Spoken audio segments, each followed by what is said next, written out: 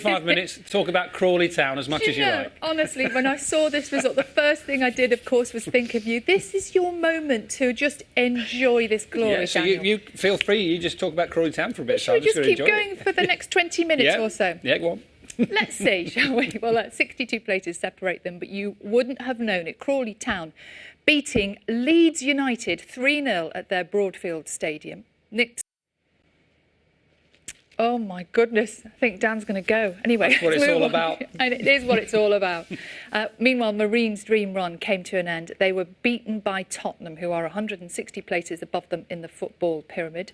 Lucas Moura, with women's Super League fixture list down to just one game because of the pandemic, Chelsea made up for it with a stunning performance against Reading. They beat them 5-0. Ollie Hoskins helped rescue a dramatic draw for London Irish against Harlequins in Rugby Union's Premiership. Quins had led 17. Now, it feels like we have had non-stop action at the Marshall Arena in Milton Keynes, with so many events moved there to take advantage of the COVID-secure facilities that they have. Now, let's go back to the FA Cup, shall we? And non-league Chorley celebrated a 2-0 win at Victory Park against Derby over the weekend with their traditional rendition of a very special song.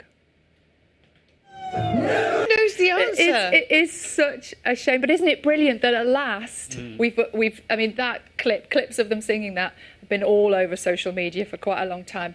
But isn't it great that finally she sent them that little love heart? That's lovely. I love that story. It's also wonderful to see how much work went into getting that game on Saturday. Because the groundsman is a guy called Ben Kay there, and they had a big tent over the pitch trying to make sure that it wasn't frozen, that it was fine for the game.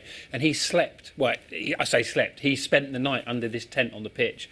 The manager was ringing him, I think, at 2 o'clock in the morning, wasn't he, Sal, to make sure everything was OK. They were using hairdryers and kettles. And they were using everything they could get their hands on. And a generator broke. Right, and then somebody from Derby, and they were playing Derby in the Cup, somebody from Derby, who I'm assuming must be a Nottingham Forest fan, came all the way from Derby, fixed the generator in the middle of the night, and then went back. Only took 2 minutes, but all those things were essential to making sure the game went ahead, and now they're in the next round of the Cup. It's great to see. Really good. Thank you. And not too bad for Crawley Town either. It's interesting you should mention that, Sal. I mean, I'm more than happy to talk about that at great length. Anyone interested? I could talk about our cup run of 10 years ago.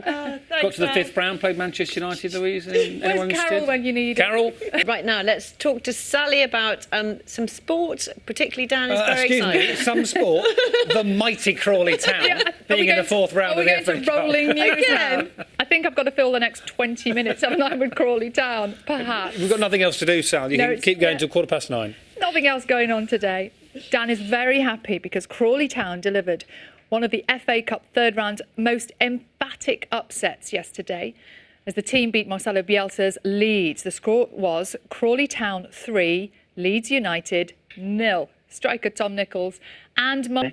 Gentlemen, I'm just going to stop for a moment because we have a Crawley Town fan in the room who wants to ask a question. Well done, fellas. Just wanted to say well done. Much indeed. I love that attitude. Just get back into it now. Tom was saying, no celebrating, just crack on. And also, I don't know if you heard yesterday on 5 Live on the radio, Mark Wright was described as a very nifty left-back. I know he's slightly doing himself down there, but got plenty of praise. Well, Tottenham away would be really interesting as well for Mark, because that's obviously where he started as a young man. And it was, I know there's a big documentary about this, but it's really interesting because he was a really talented footballer, went away on holiday as a young man with his mates, put on a stone and a half, came back and was then thrown away from Tottenham. And he wishes he had the hard work ethic he's got now. Back then, but he's trying to resurrect his career, and that must have been a really special moment for him. Yeah, that's why I was saying, have you now got a point to prove? And he said, only to myself. Yeah, exactly. Thank you, Sal. Oh, excellent.